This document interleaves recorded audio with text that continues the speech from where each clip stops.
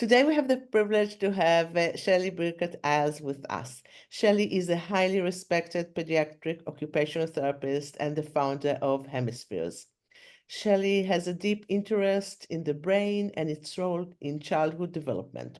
Over the years, she has emerged as leading authority on primitive and postural reflexes and the effect on children's learning and behavior. So, without further ado, we welcome Shelley. Hi, Shelley.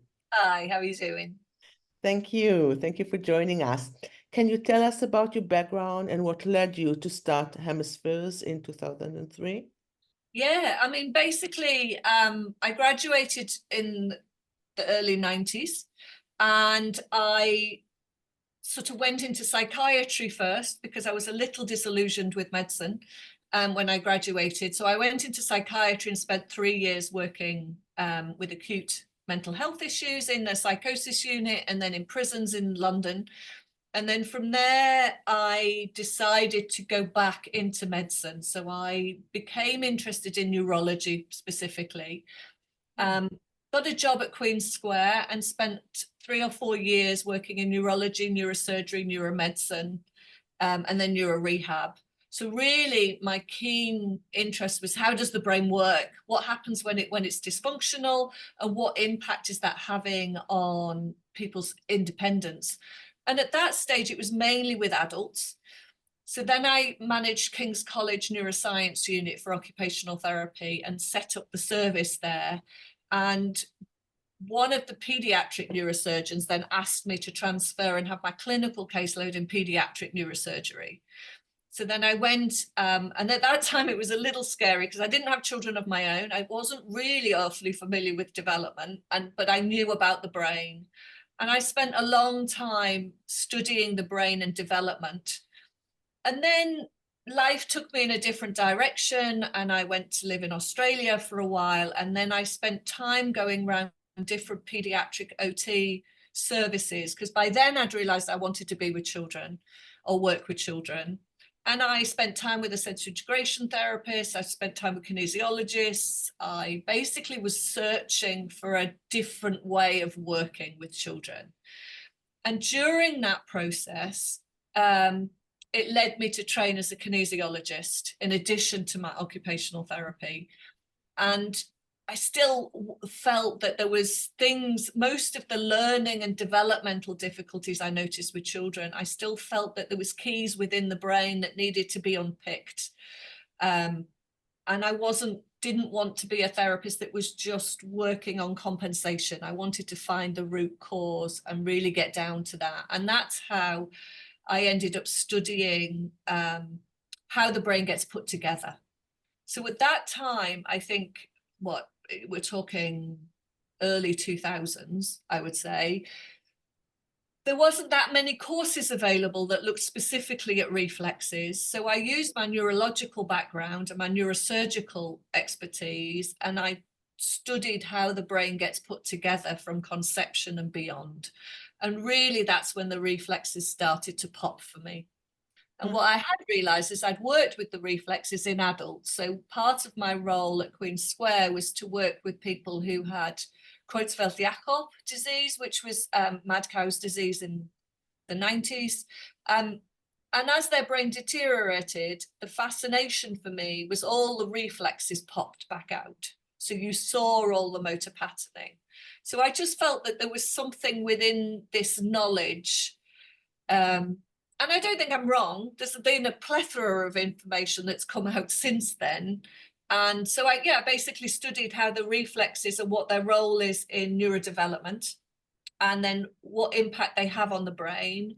And then if they're retained or if they're still playing, if their primitive patterns are still active, then what impact is that also having on the integration and the development of the system for function and learning?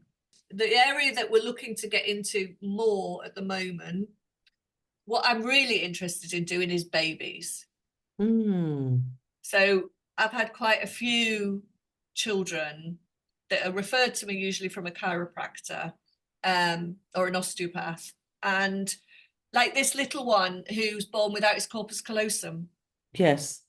you know, nobody anywhere else has offered him any intervention. Yes, So, that so yes, I really like the idea. So there's very little from a health service point of view for children and babies, or just not even therapy, but just to ease some of the emotion that parents have, new parents have, if their child isn't doing a milestone that's expected by a yes, given age. And we all know that at that time it's easier to facilitate than yes, to of go course, back 2 or 3 years and try to correct it then. So of I'm course. quite curious about offering some kind of help to parents, young parents. And I've started to do it with really good results, but I'm just dipping my toe in the water. But yeah, so to just like, I let's think check the reflexes. Are they doing what they should be doing? Are they where they expect to be? And if not, try this yes. and go with this, and just sort of prevention as opposed to I other think, interventions. I mean, that would be amazing for so many parents. I mean, to know where, if the child is meeting the milestone and how to correct it. Yeah, just do a little bit of intervention then Yes, um, can save so much anxiety. And I'm assuming problems later, but of course yes, and yes, we and don't yes, know. and And we're just, yes. if the system does the right thing early on, then we know that the child is more functionally able Yes, later. I think this is the most important message is with babies that Yeah. And even chiros, you see, so osteopaths, they don't, we all have a different flavor of how we view yes, them, isn't it? So I think as an OT, we're very into the motor patterns and the construction and actually trying to convert those primitive patterns into mhm, primary movements yes, and helping the child learn to grasp and release or learn to suck more effectively or work out where their body is so they can sit up or roll or yes. crawl. Um, so they can then establish their own patterns.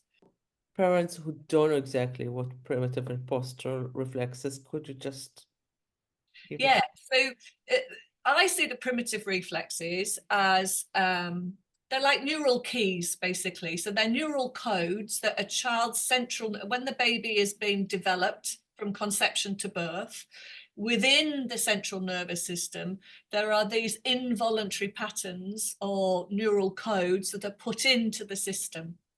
And effectively, the purpose of the primitive ones, so the ones that you'll associate with hands, mouth, and feet in a baby, are for survival after birth. And they're designed to basically ensure that these involuntary patterns enable this baby to survive because we're born so premature. Mhm. Those primitive ones, then, those primitive patterns, as they're practiced and involuntarily practiced, they create a network of connection between the lower order part of the brain and the higher thinking bit that we all think of as the brain, the big fatty bit at the top. So effectively, they make the connections higher up. And that's a significant step because then what that means is the higher centers of the brain can offer voluntary control to the body. And then the child's hands or feet or mouth will start to develop the muscle control and the connections, which will enable them to develop into speech and chewing and feeding and swallowing versus hand function for fine motor development up into handwriting, and obviously feet for awareness of where the body is and balance. But then you start to get a little relay of other reflexes that emerge, which are basically to get the child to be able to control their body against gravity. So they control the sitting or the rolling or the crawling up into standing. And then, of course, that voluntary, they've made voluntary connections, and then it starts to develop into jumping and running and hopping and skipping and throwing and catching. So they're kind of a neural code that never disappear, I don't feel. I think they become embedded into the central nervous system. And when the voluntary control is established, these lay slightly dormant, but they're still reacting within some of those neural patterns. And we kind of know that because if there's any injury or brain injury later, like I learned in my adult experience, is these reflexes will begin to pop back out. because the cortex can't manage them anymore, and therefore we go back to a more primitive motor patterning. So they're essentially very important. They stay part of the central nervous system, but they give you access to your cortex and how your cortex can develop the cognitive, emotional, physical, sensory, and learning academic skills that we need. Uh-huh. And in your center, what primitive reflexes will you be targeting? So we target the main ones, but we do look at other ones. So our clinical caseload is quite vast, if that makes sense, because we're occupational therapists, we can take a higher level of clinical need. So we, like my youngest child who I see is 17 or 18 weeks old. Wow. Bless him, he's been born without the corpus callosum, so he hasn't got one of the structures in his brain that allows one side of the brain to talk to the other. Yes. We're using those reflex patterns that we know should be part of his system to create a level of symmetry. So hopefully he can make those connections to both sides of his brain, even if he can't share it across the top because he doesn't have that structure. But it's to give him the best opportunity, really, as he grows, and given that his system is quite young. And we see lots of children with autism, really quite marked autism, so different levels of autism, through to other children who have handwriting difficulties, or learning difficulties, gross cerebral palsy. We have spina bifida, cerebral palsy. We have quite a lot of array. So we have to be proficient in looking at all of the reflexes. So we have a very set process which I developed in Hemispheres on how to assess the reflexes and how to interpret them. Because for me, the reflexes are like a domino chain. So through natural development, you stand that domino up, but birth kicks the first domino to try and hit the others. Now, the way I see it is sometimes children's dominoes don't fall forward, they fall to the side. And therefore, there's a halting of stimulation through the other reflexes, so they don't develop as easily. They will still try to develop, but what you'll find is you'll start to find immaturity in the motor pattern or immaturity in the development and the skills that come with those reflexes. So our role is to be able to identify where that's occurred and then stand it up again so the system can do its natural process. Because I genuinely feel with most systems, you can stand them back up through making sure that reflex has done its job, and then the rest will start to change on their own, and then you can work through them quicker. Where with some children with a global developmental delay, we might be just trying to put those reflexes in place, if that makes sense. So we work with hands, mouth and feet, so the palmar, the plantar, the Babinski, the root of the sock. We then will go into tonic labyrinthine, ATNR and STNR. So the one symmetrical tonics are the ones that help build the vestibular proprioceptive system and tone and muscles and awareness of where the body is in space. We will work with the emotional, so the fear paralysis and the Moro. Although from our experience, if they're very active, we typically would work in another level to try and soften the situation and allow them to settle their emotional systems a little bit. Before we never directly go into them straight away because we feel it disrupts the whole process and the children get very distressed by it. And then we use the amphibian, the spinal galant, the vestibular. We call it the vestibular, but obviously that has a lot to do with the cerebellum. And then we have programs that are for the basal ganglia. So we have a very neurofunctional approach. So we work from because the reflexes start in the lower part of the brain, and then as they mature, they work you up the brainstem to the cortex. We tend to work with them in an order to get to a point. So we're not pushing the child's system too fast, too hard, and we're allowing them to adopt the changes to allow natural change to occur after. But we also work with things like the bowel crawling, the tendon guard. We'll work with all the others, particularly in children who maybe have cerebral palsy or have a brain injury. So we have quite a few children with brain tumours, brain injury, hemispherectomies, those kinds of things. So we have to take into account the impact on their neurology, and then work our best way around it.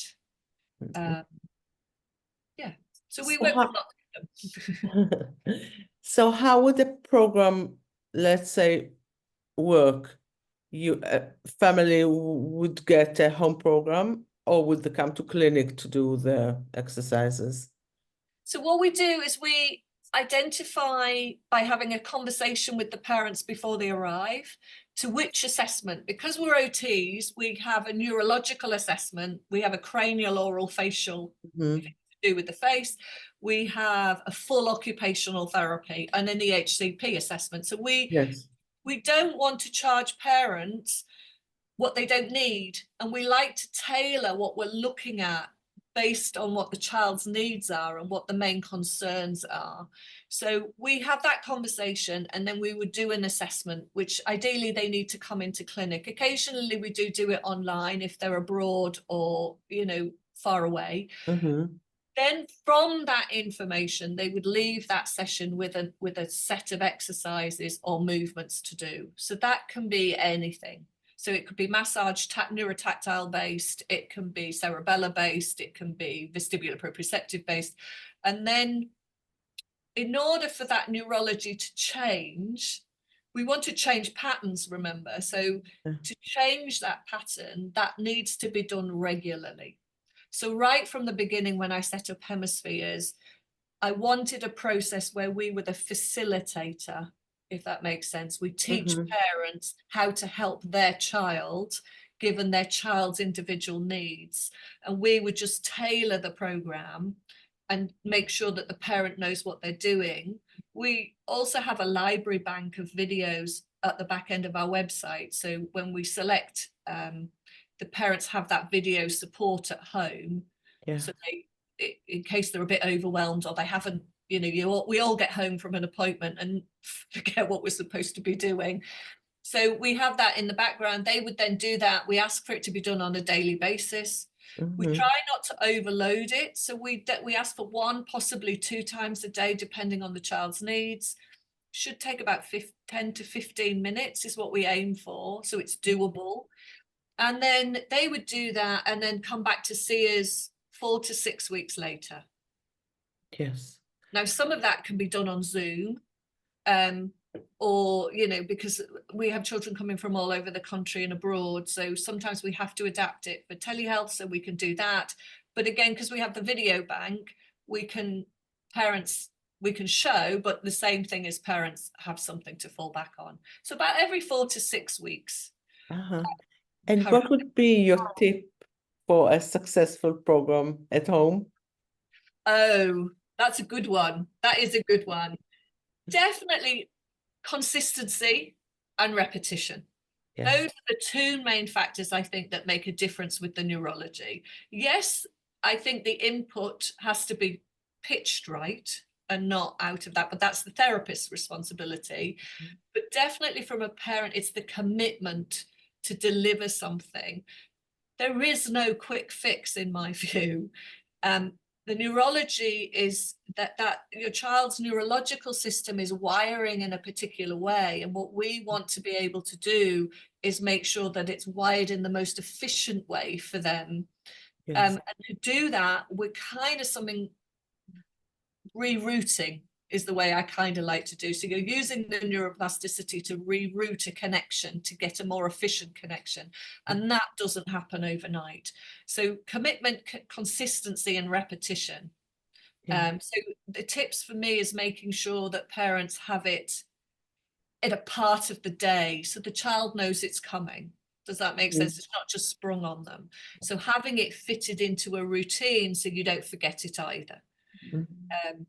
I think you'll be the same, Donna. You know when somebody hasn't been able to provide the commitment or the repetition, because the next time you see them, we have an expected level of change that we're wanting to see, if that makes sense. And one of those questions would be, have you really, how have you found doing the program?